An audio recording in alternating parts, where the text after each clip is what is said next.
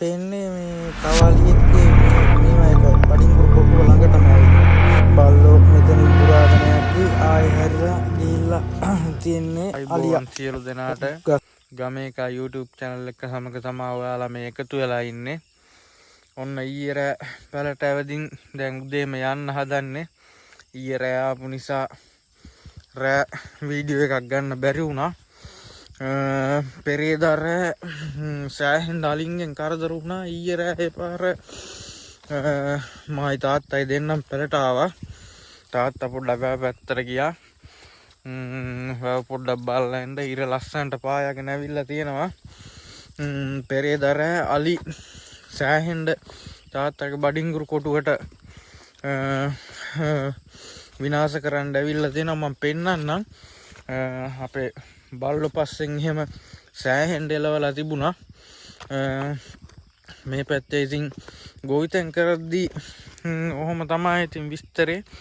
උදේට ඉතින් ලස්සනයි. බලන්න view එක කොහොමද කියලා. ඉර අර පැත්තෙන් පායාගෙන එනවා ලස්සනට.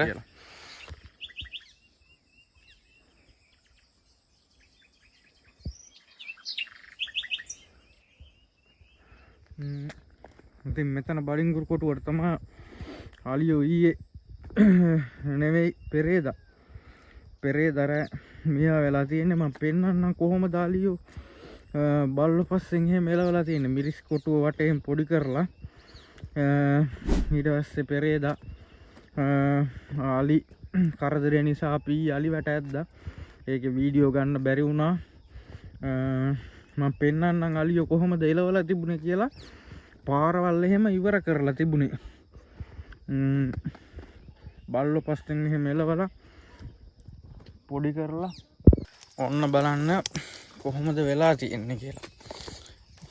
පෙරේදා රෑ මෙතෙන්ට එනකම් බල්ලෝ පස්සේ මේ එලෙව්වා. කොහොමද බල්ලෝ පස්සේ එලවලා තියෙන එලවිල්ල. ඉතින් සුපිරියක්ම මේවා කරලා බල්ලෝ බුරාගෙන යනවට බල්ලෝ පස්සේ එලවලා තමයි මේ තියෙන්නේ. තව ඉස්සරහක් තියෙනවා මිරිස් කොටුව මැදින් බල්ලෝ පස්සේ එලවලා බල්ලෝ බුරාගෙන යනවනේ. ඔන්න ඔහොම තමයි වෙලා තියෙන්නේ. ඒ පාර තමයි ඊයේ අලි වැට ගැහුවේ. බේරන්න අමාරුයි.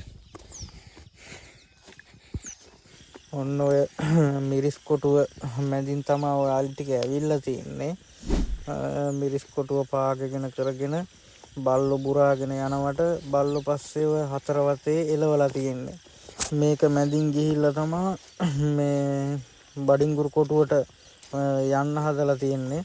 මම පෙන්නන්නම් ඔයාලට බඩින්ගුරු කොටුව ළඟටම ගිහිල්ලා බල්ලෝ බුරාගෙන එනවට ආයෙ හැරිලා ගිහිල්ලා බල්ලෝ පස්සෙන්ම යනවනේ.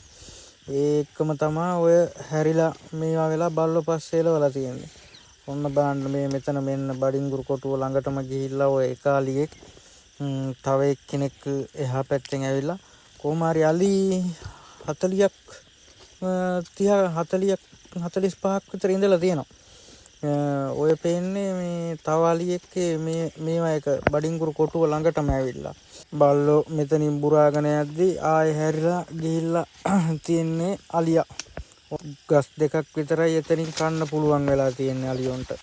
ඔන්න බලන්න මේ යන පාර කියන්නේ අපි මේ කුඹුරු වලට හැර මෙහෙ යන පාර දෙපැත්ත එහෙම ඉවර කරලා අලි පොඩි කරලා පාර මඩ කරලා ඒවා මේවා කරලා ඔය අලියාපු පාර තමයි ඔය තියෙන්නේ. අලි කැලේ මැදින් ඇවිල්ලා පාරවල් දිගටම මේවා කරලා ඔය ඉතුරු අලි ටික අලි 2-3 දෙනෙක් තමයි බඩින්ගුරු කොටුව පැත්තට ආවේ.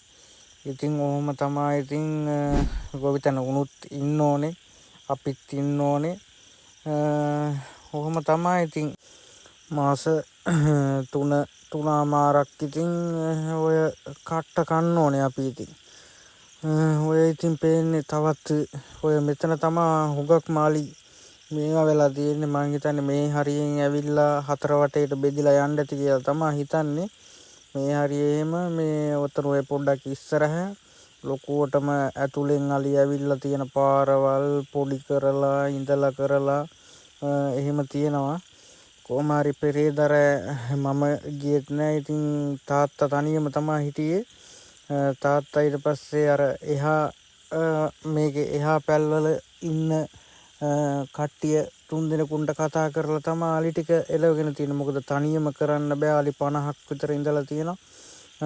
50ක් 45ක් විතර කරන්න අමාරුයි. ඔය තියෙන්නේ ඉතින් අලි පොඩි කරලා ඉඳලා මේවා කරලා තනිකරම කැලේ නිකන් සුද්ධ කරා වගේ. ඒ තරමටම මේ අලි ඉඳලා මේවා කරලා ගිහිල්ලා ඇවිල්ලා. ඕක ඉතින් කොහොම තමයි ජීවිතේ කියන්නේ. එක එක පැතිකඩවල් වලින් එක එක රස්සා තියෙනවා. ඕනෙම රස්සාවක හොඳ සහ නරක පැත්තක් තියෙනවා. ඉතින් ඒ පැතිත් එක්ක ගත්තාම ගොවිතැන කියන්නේත් එක රස්සාවක්.